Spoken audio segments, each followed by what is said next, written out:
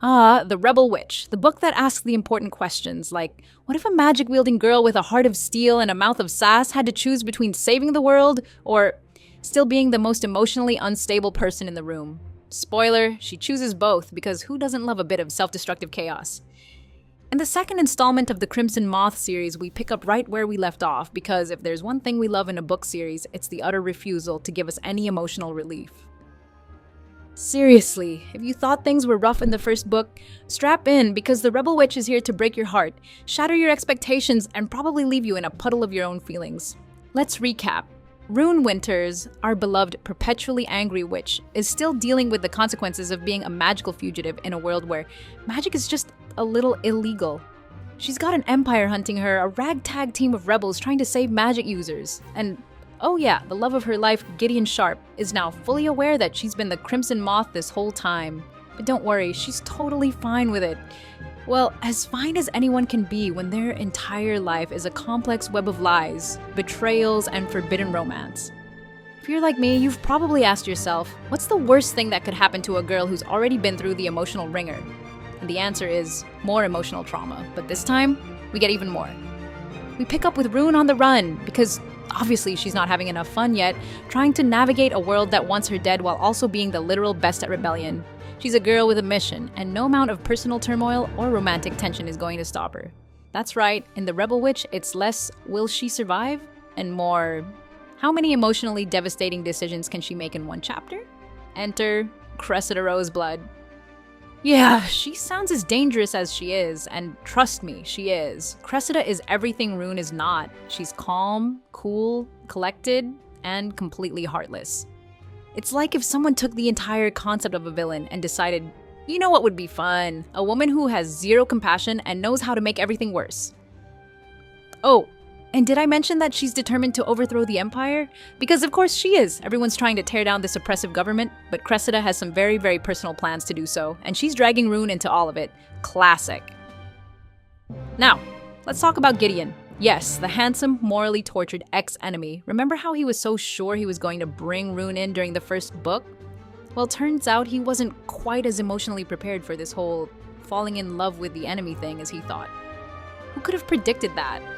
Definitely not Gideon, and probably not Rune either, because she's still, feeling everything all at once. They're both emotionally compromised, and it's amazing to watch them try to navigate their not-so-secret feelings while simultaneously trying not to get themselves killed.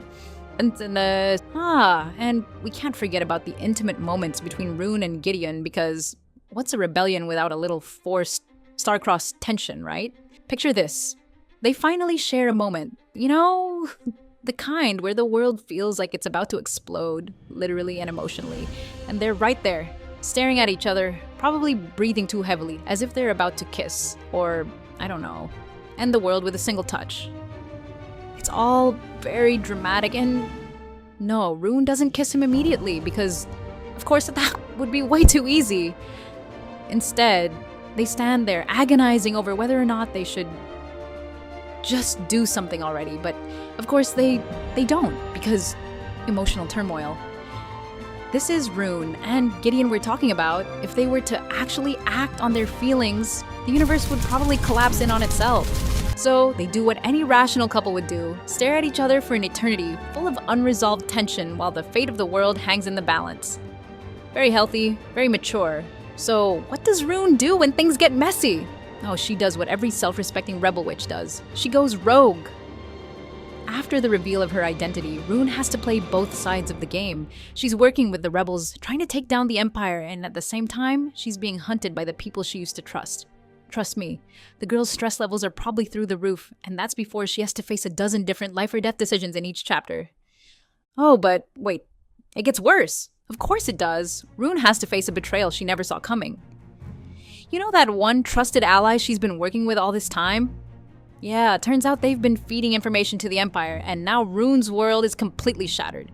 Because who doesn't love realizing that the people you trust most are actually the ones stabbing you in the back?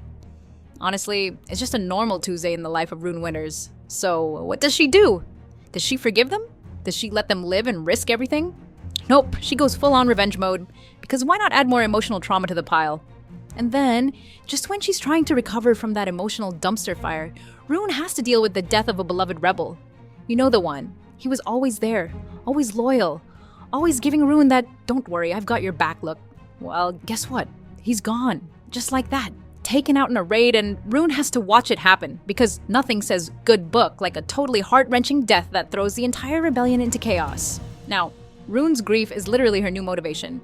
No pressure, right? She has a rebellion to lead, a betrayal to avenge, and oh yeah, she might die any second. Easy. But it's not all tears and betrayal. Let's talk about Rune's powers. You know, the ones she's still figuring out? Yeah, those! Well, during a fight, she loses control of them, and bam! Boom! A magical explosion that not only wipes out a key rebel base, but also knocks Rune herself out. But hey, look at the bright side. It's a great way to get everyone mad at you while simultaneously realizing that your magical abilities could totally be your undoing. It's a great way to end the chapter, right? Love a good magical catastrophe to keep the tension high. Rune's trying to hold it all together, but magic? Yeah, it's just not going to cooperate today. Who knew magic was so dangerous? And now, we can't forget about the emotional roller coaster that is Rune's relationship with Gideon. Because honestly, if there's one thing we love in books, it's a slow burn romance with a lot of forced pining and dramatic tension. Gideon is trying to reconcile his duty as a witch hunter with the fact that his heart is now 100% in love with the most wanted witch in the Empire. Oh, and did I mention that there's a lot of "I hate you, but I can't stay away" moments? Yep, that's right. It's angst-filled, frustrating, and definitely not good for your heart rate. But who's counting? It's perfect. But here's where things get truly chaotic. The stakes are higher. Way higher. Rune's decisions have real consequences now. Every move she makes could cost someone their life, maybe even her own. Yeah, no big deal, no pressure, right? There are betrayals, of course, because what would a good rebellion be without betrayal? Every single person in Rune's life has their own agendas and personal baggage, and the more she tries to trust people, the more things go terribly wrong. Seriously, I almost felt like the author was purposefully trying to make me question everyone's loyalty at any given moment. Friends become enemies, enemies become allies, and some people you think you can trust definitely will stab you in the back. That's rebellion for you. And let's not forget the action sequences. Rune is not just standing around looking pretty. Oh no, she's getting her hands dirty, taking down government officials, sneaking into forbidden places, and basically acting like she's in the middle of an action movie. Crossbows, knives, magic spells. What's not to love? It's like if you took a fantasy novel and threw in some seriously epic fight scenes just to make sure no one gets too comfortable. I mean, how else is Rune going to manage all this emotional turmoil without a little violent release? But it's not just fighting and sneaking around. The world building in The Rebel Witch really comes to life. We get to see more of the Empire, the underground rebellion, and the places where magic is still alive, and still feared. It's gritty, it's dark, and it's absolutely beautiful. The contrast between the glittering, oppressive ballrooms and the secret hideouts of the rebels is something straight out of a high-stakes fantasy novel, and it works. It really works. And let's talk about the ending. If you thought the first book ended on a cliffhanger, you were not prepared for the emotional devastation in this one. The finale of The Rebel Witch is, as expected, explosive. Physically and emotionally, it's everything you want in a conclusion. Secrets come to light, hearts break, and nothing is ever the same. Rune is faced with impossible choices, and guess what? She makes them. She makes them beautifully, tragically, and in true rebellious fashion. But because this is a series and we love to make you suffer, the ending leaves you hanging. Like, just barely hanging on the edge of a very steep cliff. And now you're going to have to wait for the next book to find out how this entire emotional dumpster fire wraps up. It's classic. So, what did we learn from The Rebel Witch? Emotional trauma? Check. Plot twists? Oh, definitely. Characters who make you yell at your book? You bet. And of course, a healthy dose of complicated feelings that no one asked for. If you've been searching for a heroine who's strong, sassy, and really good at breaking hearts, a romance that makes you scream, why are they like this? And a rebellion that's just as dysfunctional as it is epic, then The Rebel Witch is your new favorite heartbreaker. And hey, if you're still here after all that emotional devastation, don't forget to like, subscribe, and ring that bell, because who wouldn't want to keep torturing themselves with more fantastical chaos, right?